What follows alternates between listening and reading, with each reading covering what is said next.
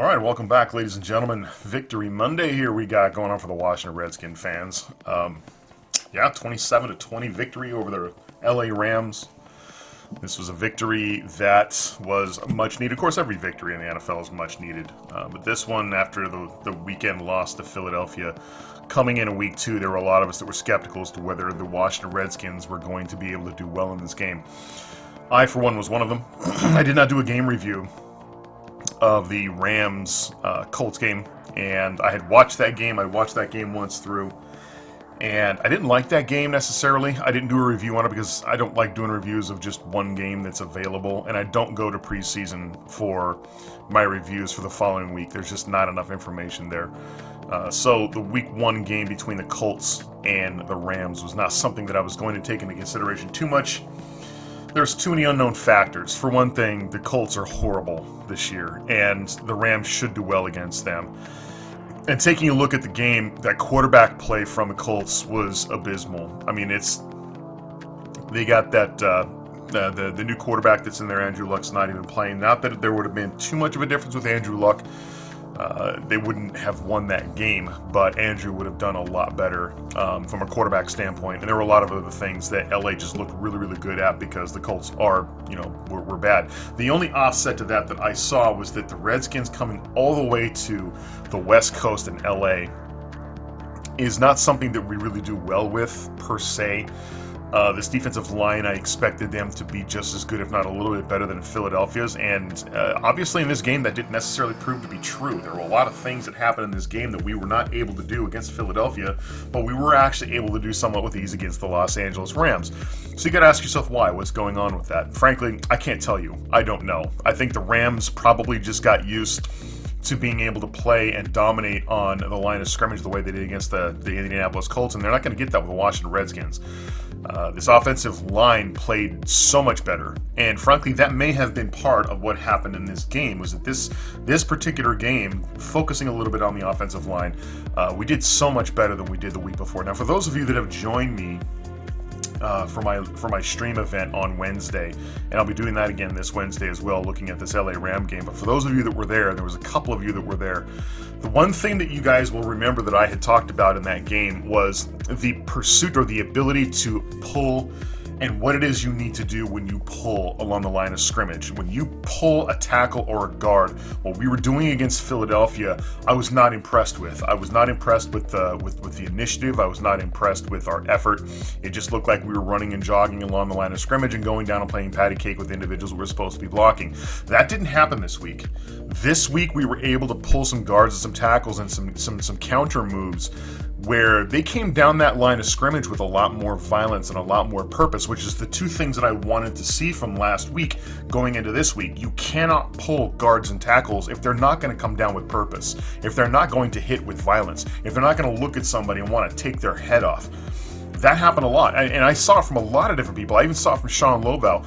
We saw it from Trent Williams. We also saw it the double guard and tackle combination with both Moses and Brandon Sheriff coming over hand in hand looking for people just to completely decleat, and they would break open plays for our running back position, and what a great job Rob Kelly did. Taking a look at some of the statistics here with our victory going into this game, of course, we dominated the time of possession in this football game. We had much, much more of a time of possession factor with 36 minutes, and they had 23 minutes. And I think a big portion of the reason why our time of possession was so much better is that we were able to run the football. We were able to run the football, control the clock, play with a decent lead, and be able to control, just a little bit how much of that momentum was going to play. And this momentum shifted several times in this football game. Being able to run the football is the ultimate equalizer to a certain extent, and we keep our defense off the field. We keep our defense resting and playing well. So that's one thing that was really, really good as far as our defensive standpoint, was that they got minimal time to play, I feel. With the time of possession pretty much proves that. Our red zone efficiency didn't necessarily stand out all that much. We only had 4 attempts in the red zone, and we came out with half. We went 2 for 4, which the 2 attempts that we missed were both this damn fade route that we're insisting on work, and we're going to beat that thing over and over and over again. And honestly, The only thing that worries me about this fade route is that if we insist on making this fade route work, you're going to be playing on matchups. You're going to be playing on matchups where right now you're kind of having corners expecting that this is coming. Sooner or later, a team is going to figure this out, and they're going to end up practicing this situation on us, and you're going to end up seeing what you had a couple years ago in the NFC Championship game between Seattle and San Francisco. You're going to get a corner that's going to jump up and tip this ball to a safety who's waiting for it underneath. Mark my words. It's going to end up happening. That is going to be the caveat to trying to make this fade and forcing this fade down our opponent's throats. That's probably going to end up happening. Because let's face it, our wide receivers are not physical enough to gain position underneath this football. The timing isn't necessarily there. And we're not providing any other solutions other than this damn fade. And there are a number of us vid makers out there that are screaming for something other than the fade. Whether it's, a lot of us are talking about, this slant pattern. I'm not sure if they've heard of the slant pattern, but the slant pattern is more than likely just a slant towards the goalpost. You just run straight for the goalpost and look for the pass, and if the timing is there, you get you get the completion and the touchdown, and that's how a lot of teams in the NFL do it, as opposed to forcing this stupid fade on people. But hey, the fade did end up working on one of those possessions. We did have a receiver that came down with it, and that was really, really impressive to see. I was kind of cheering and I was kind of gritting my teeth, because this is one of those situations where now that we've had it succeed, does that mean we're going to go to something else? Probably not. That probably means we're going to be seeing a whole lot more of it, because that's proof that it works, right? I mean, you just went 2 for 4. That's 1 for 3 in the fade pattern in the red zone. So naturally, it should work.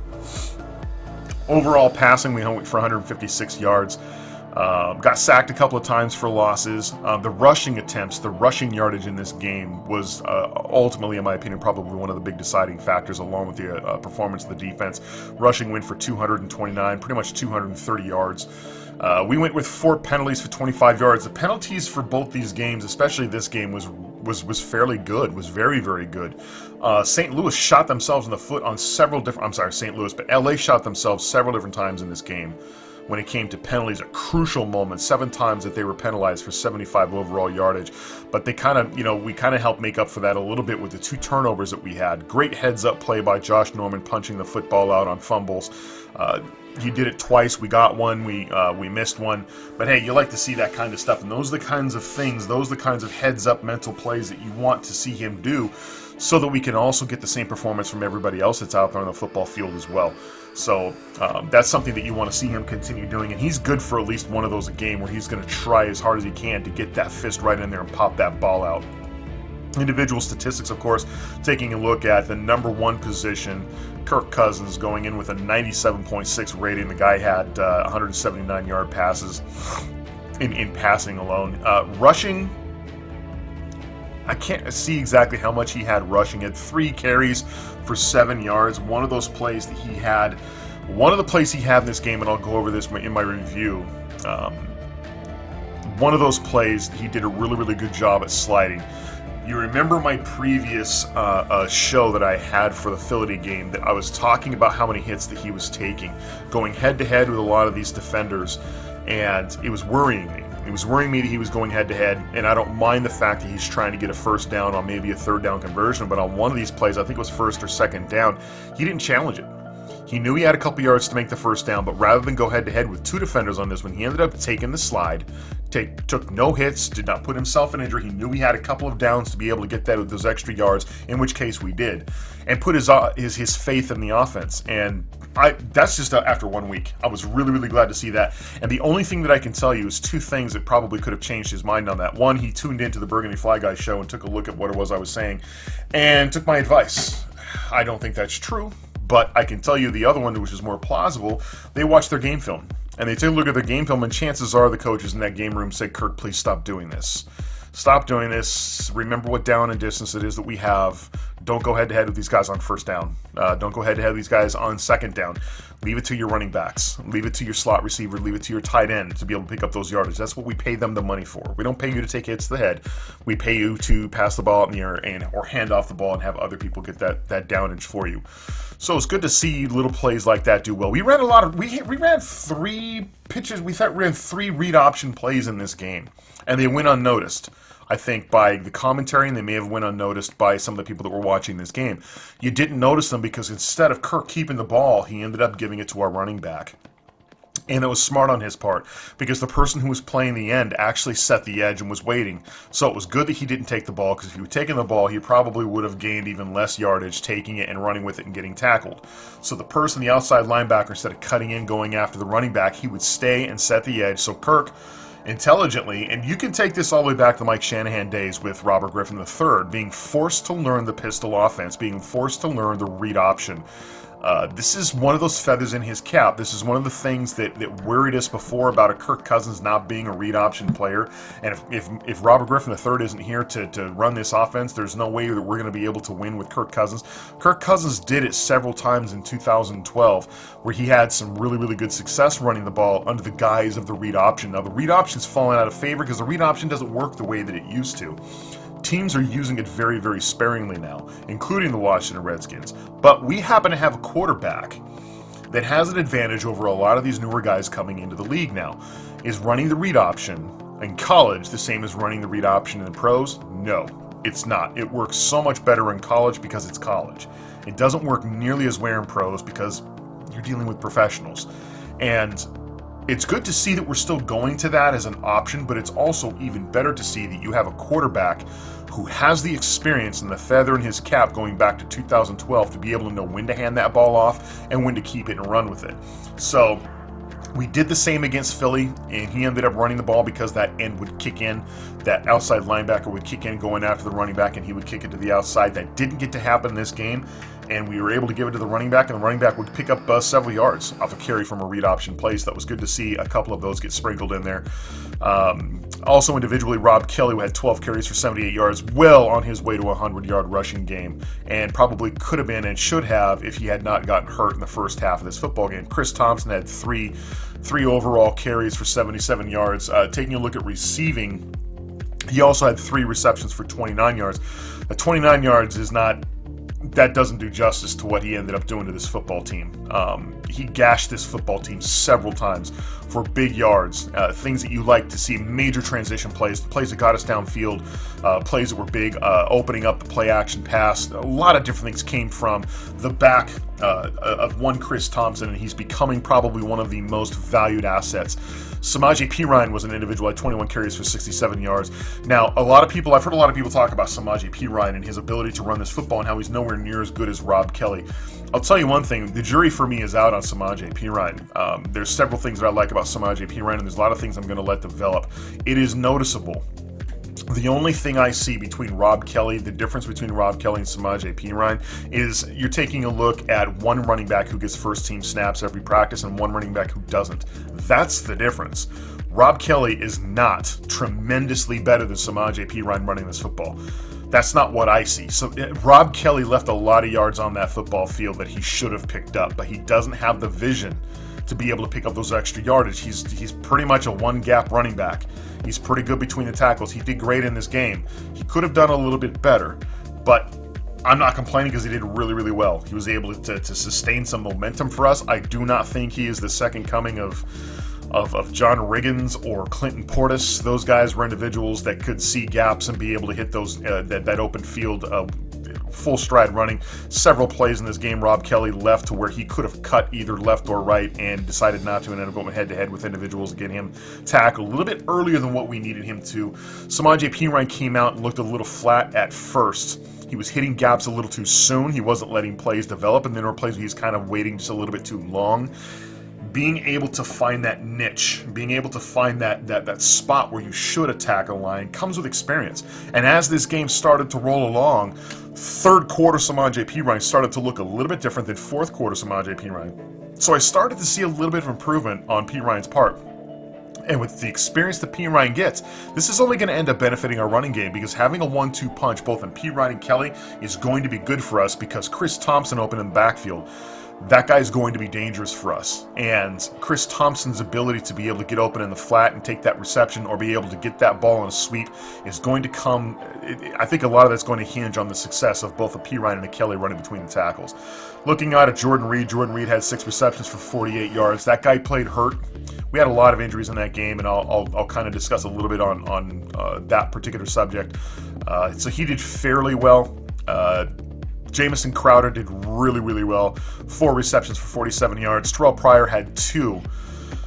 He ended up having 2 receptions in this game, one for 30, actually going for a total of 31 yards. One of them was crucial catch that he ended up making in this game. But he also had some crucial drops as well. So his narrative is still following along the same lines, and we want to see improvement in that area. And then following behind him was also Chris Thompson. So we did really, really good as far as the offensive portion of this football game goes. As far as the defense, it's really difficult to kind of gauge particular individuals on this defense. Zach Brown and Josh Norman are 2 probably our most gifted, most talented, best defensive players on this football team. The one thing that I will tell you, and we had discussed this, I had discussed this in a previous video, several previous videos, I'm going to mention the same thing now. The difference between this whole situation is Will Compton and Zach Brown. And I'm saying that in reference to Mason Foster. I said it before and I'll say it again. I was a huge advocate last year for finding a replacement for Will Compton, but I was willing to keep Mason Foster, even though I thought they were both horrible last year. We lost a lot of major running attack packages last year because of the lack of athletic ability at those 2 positions. I was holding out on Mason Foster because I felt that he was younger and I could see talent in that guy. He's just not able to conjure it a lot on the football field. And my thought process was if you stick an all-pro caliber talent next to him, then maybe that will help mature. Maybe he will end up playing. I felt that Mason Foster was playing to the abilities of a Will Compton, and that's not what you want. Because Will Compton does not have a whole lot of athletic ability out there. Intelligent guy, smart guy, great guy, love the guy, huge leadership ability, major upswing in that department, but athletic ability out on that football field he doesn't have. And that's unfortunate for him because he's a great guy. But I want to see him, I want to see that inside linebacker position be able to flourish the person that's next to him. And I think if you stick somebody of a higher caliber next to a Mason Foster, it's going to improve his ability. And we saw that in this game. We saw that in this game. He started to do fairly well. I mean, there was a lot of things I picked on him last week about, some little things that I talked about and brought to fruition, but I didn't necessarily rip on his ability because I've got this feeling that he's got more athletic talent that has yet to be matured out on this football field. And who better to learn from than a Zach Brown? Who better to play next to than a Zach Brown? That guy, Zach Brown in this game also played hurt. Mason Foster played hurt, separated his shoulder the second half of this football game and came back out and picked up the game-winning interception for us. Pretty much sealed LA's fate in this football game. I think a lot of this ability, a lot of the things that I saw Mason Foster do in this game, I think a lot of it is him playing up to the talent level of a Zach Brown. I think that he can learn a lot from Zach Brown. I don't think he's going to be as good as Zach, but I see a whole lot of upswing from Mason Foster. So a really good job on his part. Kendall Fuller did a good job of blowing some plays up in this game. DJ Swearinger played really, really well. Preston Smith came out. Had several really, really big plays in this game. Got to the quarterback several times. Was awarded a sack. I believe, yes, it looks like he was awarded a sack, tackles for losses. He did really, really good in this game, and that's a huge one for the Washington Redskins fans because we really like our Preston Smith, so it's good to see him do well. Rashard Breeland played well. Some of the individuals that I want to pick out in this game that I'm starting to notice, Jonathan Allen did really, really well. One of the things, I'm going to mention a name here, and for those of you that were at my live stream event last week, I mentioned him in this aspect as well. I am impressed. I am superbly impressed with the play of our defensive line, in particular, one of the guys in the middle. The individual that I'm thinking of is a Terrell McClain. Terrell McClain, even Matt Ioannidis last week did a fairly good job. And I haven't seen too much of this game film to really pick out Matt Ioannidis against this particular football team with the LA Rams. However, Terrell McClain has impressed me as a defensive tackle on this football field. He did a lot of things against Philadelphia that really, really impressed me. His ability to maintain gap integrity, his ability to be able to collapse the pocket at a fairly decent level, which if you're a tackle for the Washington Redskins, if you can say that about yourself, then you're better than a majority of the defensive tackles that we've ever had in this football team, because we don't have defensive tackles. We don't have a history of defensive tackles being able to do that even at an average level. He's being able to do it at an average to a little bit above average level of being able to collapse that pocket. And the guy's facing double teams. And who is Terrell McClain? Who the hell heard of Terrell McClain before this? I mean, this is a guy that went to South Florida, for Christ's sake. I didn't know Terrell McClain existed a day in my life, with the exception of what happened last week. And I didn't pay that much attention to him in preseason football because it's preseason football. Coming out against all pros at the start of the season, coming up against first-string offensive linemen, he's done really, really well. And I've taken notice his ability to pick angles, his ability to run along the line of scrimmage and pick up that running back. Great back end play on his part. He's got fairly decent hustle, and he's fighting for a spot on this roster and to stay on this roster. He did really, really well. So that's the individual that I want to pick out in particular on this defense that I thought did a really, really good job. Monte Nicholson is another guy whose name was mentioned several times. He did a fairly decent job. As far as I'm concerned, that's going to kind of pretty much do it as far as the defense goes. The defense played very, very solidly. We don't mention a whole lot of what happens in the secondary because that's what you want out of your secondary. You don't want the secondary to be the primary focus of anything.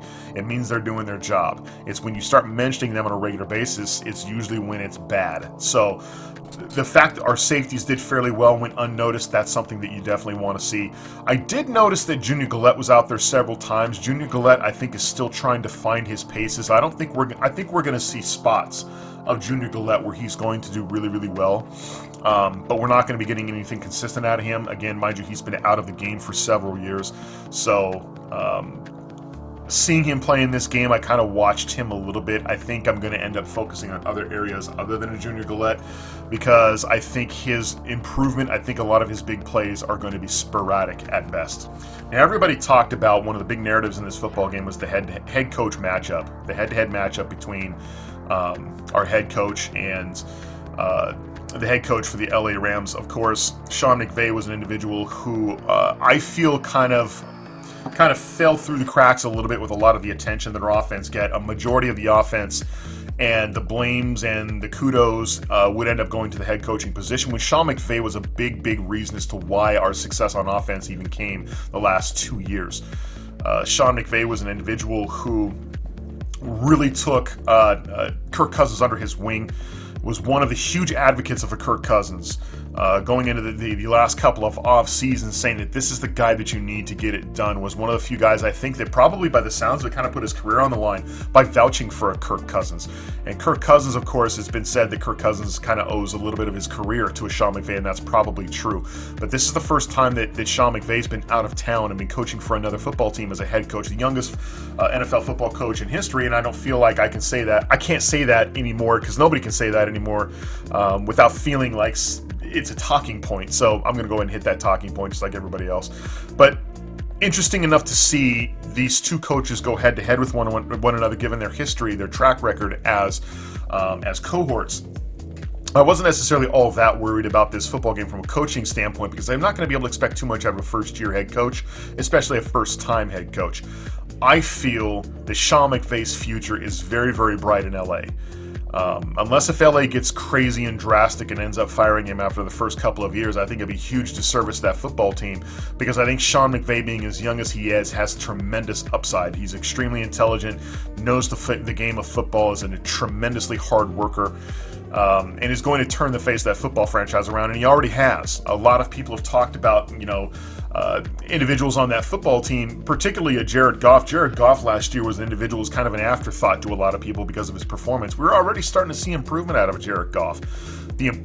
We start to see a lot of similarities and comparisons between Jared Goff and Kirk Cousins. I don't know if you noticed it, but a lot of the play style, and it should be the same because it's the same coach, did fairly well.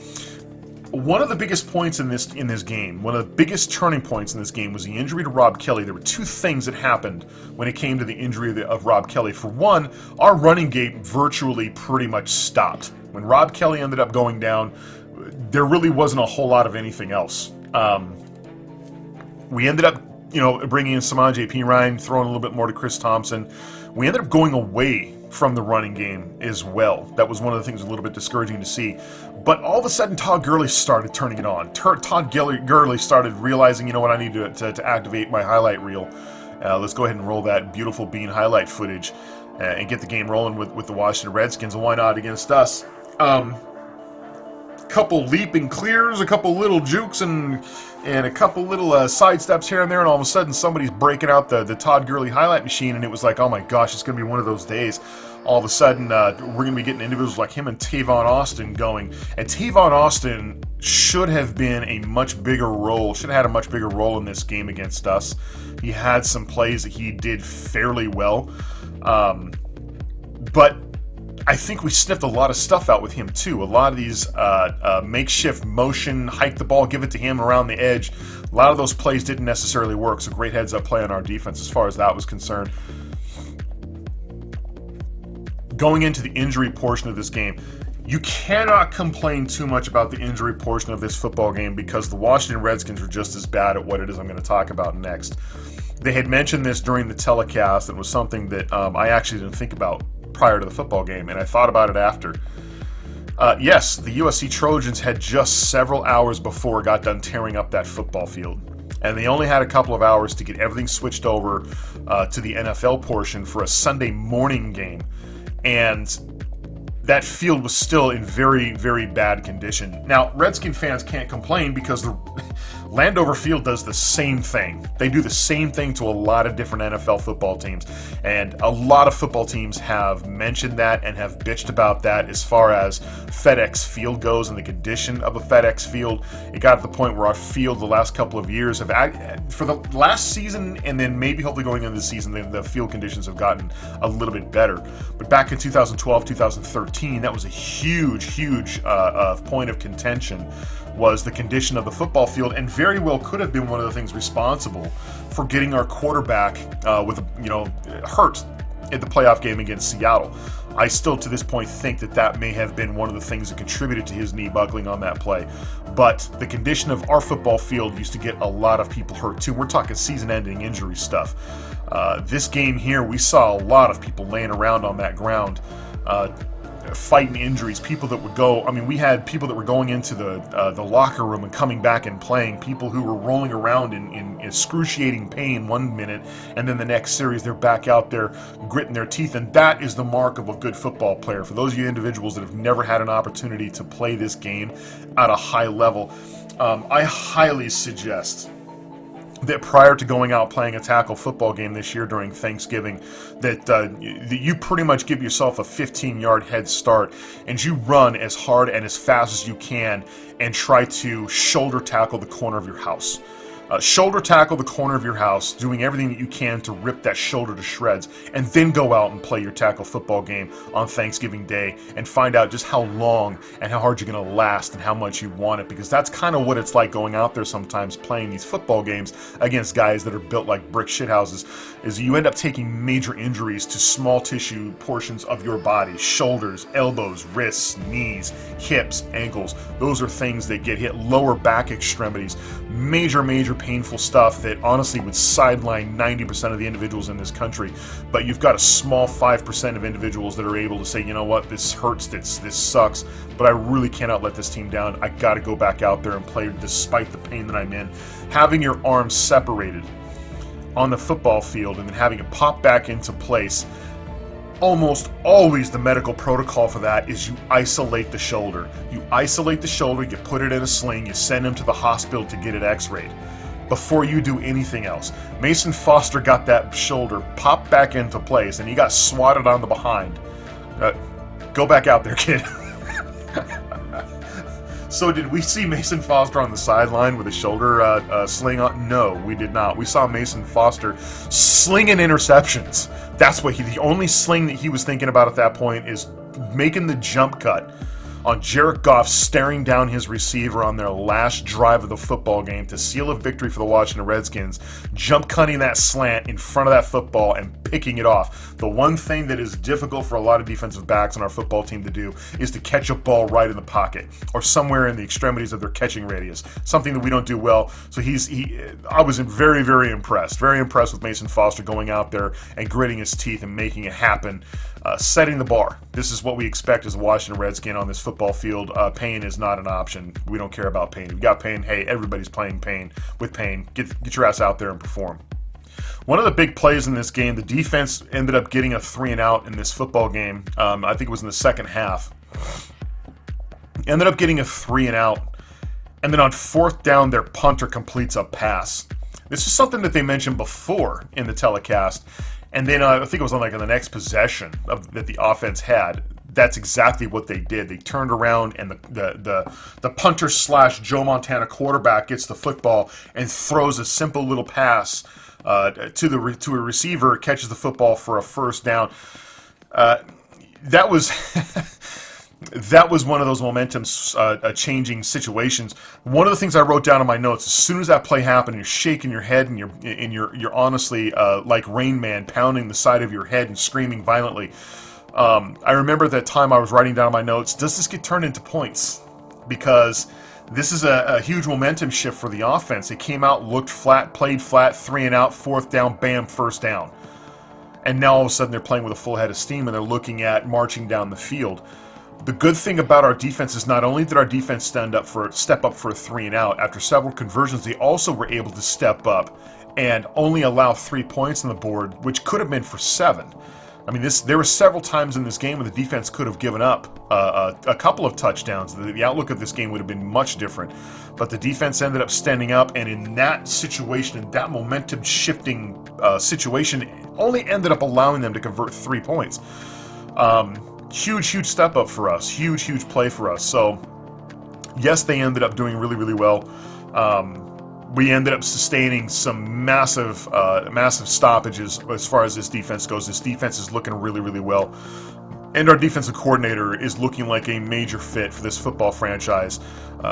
We want to, of course, continue to see this defensive stance throughout the season.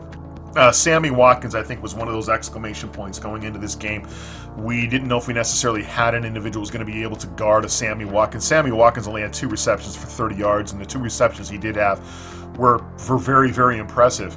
But if you notice that line, we were able to collapse the pocket several times against Jared Goff. Jared Goff really needed to get the ball out of there on a consistent basis really, really quickly because our defense did a good job of not allowing too much time for him to throw the football. There were occasions where he had time to sit back and pitch and throw. There were several times when the pocket did collapse. He was able to sidestep and make some decent plays. That's going to happen, and I'm willing to accept that. But on a regular basis, if we rush our normal group, we can get to any quarterback in this league. We really can. The true test is going to come when we start facing guys like the New York Giants and especially the Dallas Cowboys. If we can gain some leverage in that area, collapsing that pocket and putting pressure on that quarterback, then that'll be something. That'll be something to write home to mom about.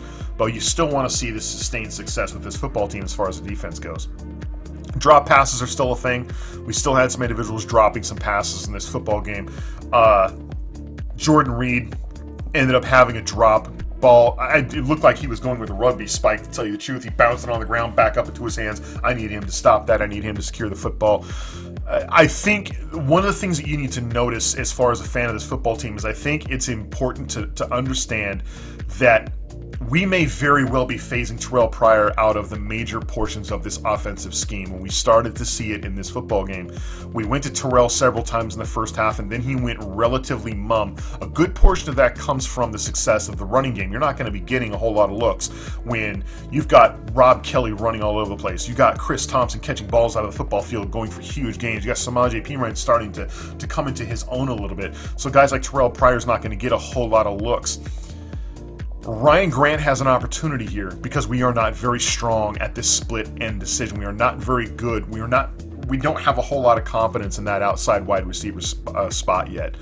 We were expecting a lot of things. A whole lot of people were expecting a whole lot of things out of an unproven Terrell Pryor Sr., and it has not come to fruition. Now, that does not mean we need to bail on the idea of a Terrell Pryor.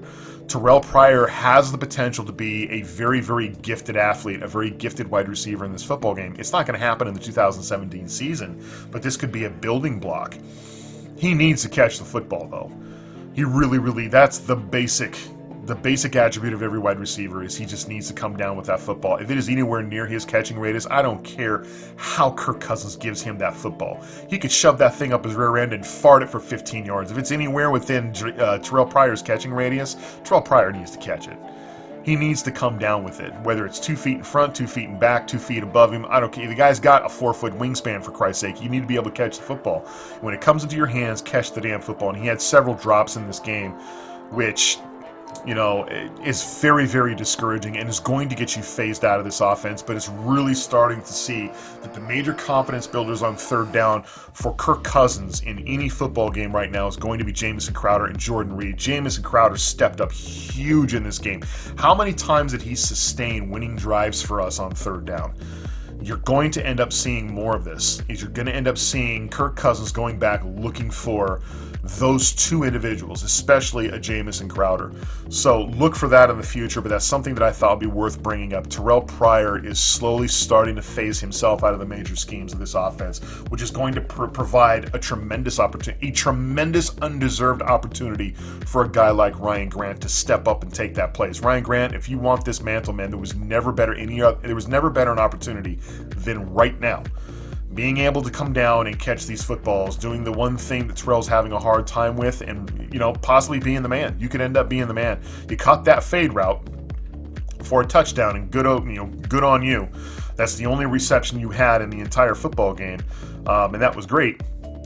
But you have an opportunity here to step up and make some big plays. So as long as you're catching that football, you could end up looking at taking that spot as a major target, as opposed to a one-year contract individual like a Terrell Pryor senior. So one of the things I'll talk about, the last thing I'll talk about before I end up heading out here, guys, was the running attack. This is more the one thing that I think is the most impressive about this football game, as opposed to other football games, is there are other football games that we did really, really well because we were able to run the football. Those games were different than this game.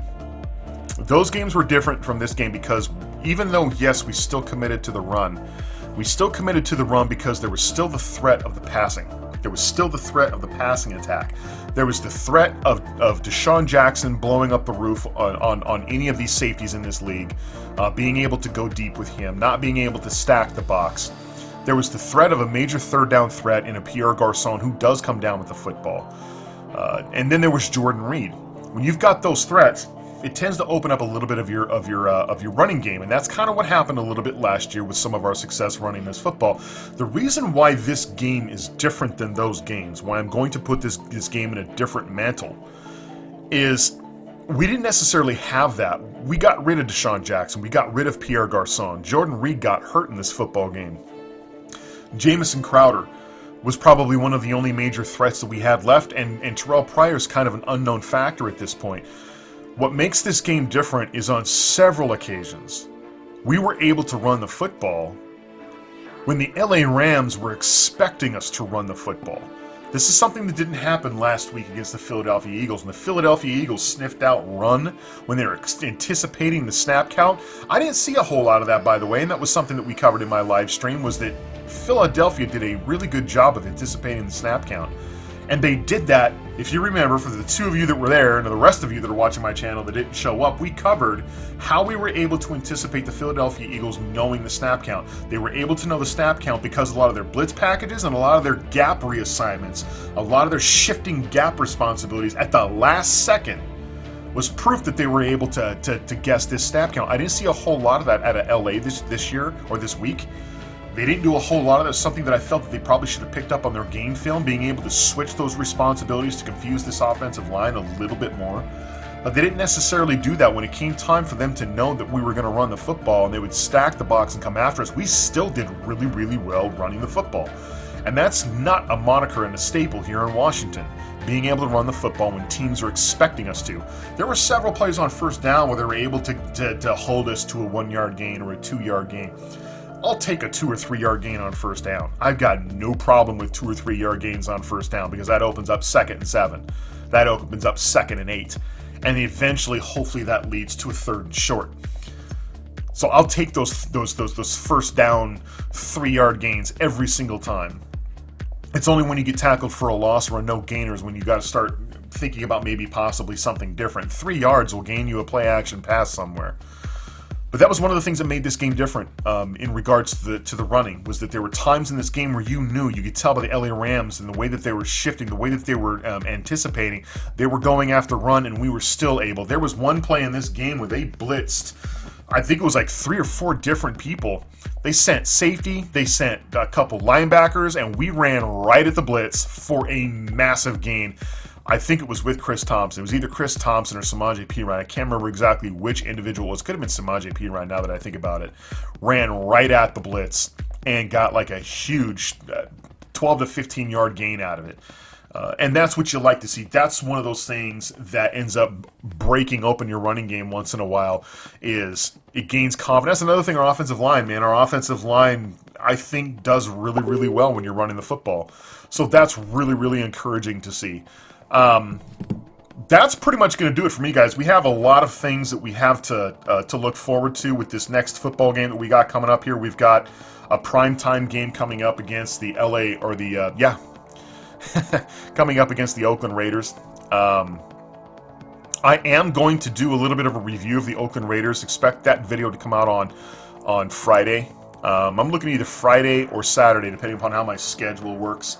So I'm going to take a look at the 2 games that LA had played. I'm going to give you my synopsis and my review of how the Oakland Raiders are looking against the Washington Redskins coming up. That's going to be a primetime game for us.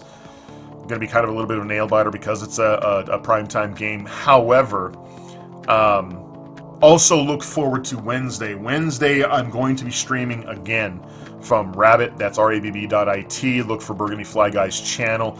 6 p.m. Pacific Standard Time, and that's 8 p.m. Eastern Time. Look at me being on. The last time I reviewed the Philly game, it took me 2 hours just to get through the first half. I'm looking at condensing that. We looked at a lot of stuff in that Philly game, man. There were a lot of things to look at, a lot of things that I felt I needed to point out, a lot of positions that we looked at, good things, bad things. I'll be doing that again this week, but I'm going to try to get through more of this football game. I would really like to get through this football game in 2 hours. So try to slot 2 hours of your time to come on, take a look at how it is I break down this game, and if it's something that you enjoy, let your friends and your family know so I can get them on as well. That's going to do it for me, guys. As far as this particular game goes, great win by us. We are now sitting at 1-1, and we've got another game that we really should win coming up against the Raiders. The Raiders are a very, very good team this year. They're looking really good. They're a lot of things about that team that has developed in the last 5 years. So these guys are not the pushovers that they used to be, and not a whole lot of that is because of beast mode. I mean, a lot of that comes from other areas that make them extremely dangerous. And their quarterback is a lot better than Jared Goff. Their quarterback signed a long-term deal and is going to be a huge, formidable opponent as far as our defense is concerned. So look forward to that. That's going to do it for me, individuals. I will catch you all next time. Remember, us fans, the twin feather, we ride together. Redskins for life. Burgundy Fly Guy is out. We'll catch you next time. We'll see you.